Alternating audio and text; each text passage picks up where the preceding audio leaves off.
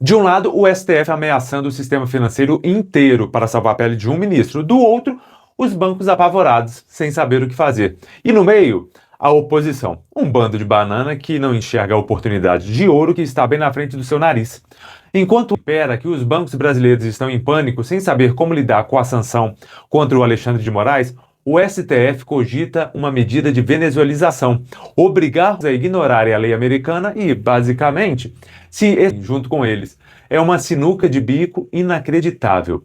Ou os bancos têm a lei internacional e cortam as contas do Supremo, ou eles vão ao STF e correm o risco de serem banidos do sistema financeiro global. E tudo isso é um homem. O Zanin e Gilmar Mendes, que agora correm para conversar com os banqueiros, são os mesmos que aplaudiram e deram cobertura para todos os abusos. Agora, pelo sistema inteiro ruir, eles tentam achar uma saída.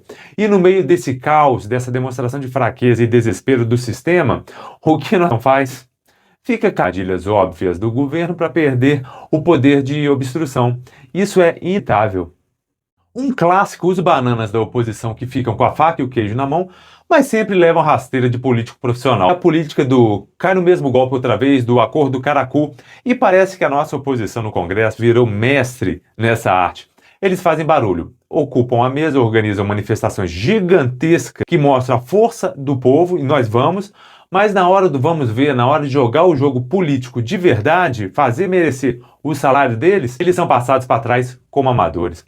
Olha a patética novela agora relacionada à anistia. A oposição tinha a faca e o queijo na mão. A pressão popular estava no auge, o STF estava acuado. O que eles fazem? Confiam na palavra do PSD do Kassab. Sério, confiar no Kassab. É como acreditar em uma nota de R$3. É pedir para ser enganado. E como esperado, na primeira oportunidade o PSD pulou fora do barco, deixou a oposição a ver navios e o acordo virou pó.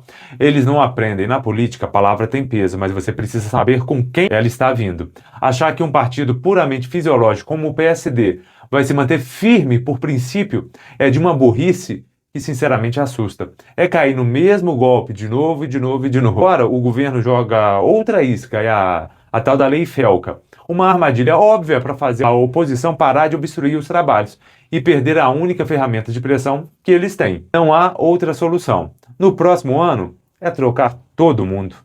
O encontro fracassado de Bolsonaro e Gilmar Mendes sobre a ofensiva de Trump que aconteceria na terça-feira, no dia seguinte da sua prisão. Esse encontro seria na terça-feira pela manhã, mas na segunda à tarde foi decretada a prisão do Bolsonaro e melou esse encontro, logicamente. E essa prisão foi totalmente fora de contexto de todas as outras operações que de hábito aconteciam pela manhã, bem cedo. Lembro-me que na segunda-feira, após o almoço, imaginei: hoje não terá mais nada, pois amanhã passou com tranquilidade. A prisão do Bolsonaro, determinada pelo Alexandre de Moraes, foi a jogada mais desesperada e amadora que a gente viu nos últimos tempos. A ordem de prisão saiu numa segunda praticamente à noite, se eu não me engano, final da tarde, talvez até à noite. Totalmente fora do padrão. Pode ser porque na terça-feira ia rolar uma conversa entre Gilmar Mendes e o próprio Bolsonaro para tentar achar uma saída para toda essa crise, uma forma de acalmar os ânimos com os americanos. É provável que Moraes, apavorado com a possibilidade de um acordo que o deixaria ainda mais isolado e exposto, resolveu chutar o tabuleiro, prender o homem para melar a conversa. Ele não agiu por estratégia, ele agiu por puro impulso e pânico. Enquanto a nossa querida oposição se perde em discussões jurídicas que não levam a lugar nenhum, o sistema continua operando, os acordos de bastidores acontecendo e eles, os bananas da oposição, continuam sendo a peça que é facilmente jogada para fora desse tabuleiro. De um lado, o STF ameaçando o sistema financeiro inteiro para salvar a pele de um ministro. Do outro, os bancos apavorados, sem saber o que fazer. E no meio, a oposição. Um bando de banana que não enxerga a oportunidade de ouro que está bem na frente do seu nariz. Enquanto espera que os bancos brasileiros estão em pânico sem saber como lidar com a sanção contra o Alexandre de Moraes, o STF cogita uma medida de venezuelização, obrigar a ignorarem a lei americana e, basicamente, se junto com eles. É uma sinuca de bico inacreditável. Ou os bancos têm a lei internacional e cortam as contas do Supremo, ou eles vão ao STF e correm o risco de serem banidos do sistema financeiro global. E tudo isso é um homem. O Zanin e Gilmar Mendes, que agora correm para conversar com os banqueiros, são os mesmos que aplaudiram e deram cobertura para todos os abusos. Agora, pelo sistema inteiro ruir, eles tentam achar uma saída. E no meio desse caos, dessa demonstração de fraqueza e desespero do sistema, o que não faz? Fica armadilhas óbvias do governo para perder o poder de obstrução. Isso é inevitável. Um clássico, os bananas da oposição que ficam com a faca e o queijo na mão, mas sempre levam rasteira de político profissional. A política do cai no mesmo golpe outra vez, do acordo caracu, e parece que a nossa oposição no Congresso virou mestre nessa arte.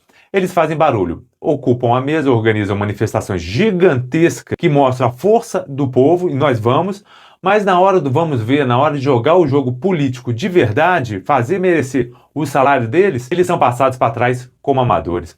Olha a patética novela agora relacionada à anistia. A oposição tinha a faca e o queijo na mão. A pressão popular estava no auge, o STF estava acuado. O que eles fazem? Confiam na palavra do PSD do Kassab. Sério, confiar no Kassab. É como acreditar em uma nota de R$3. É pedir para ser enganado. E como esperado, na primeira oportunidade o PSD pulou fora do barco, deixou a oposição a ver navios e o acordo virou pó. Eles não aprendem. Na política, a palavra tem peso, mas você precisa saber com quem ela está vindo.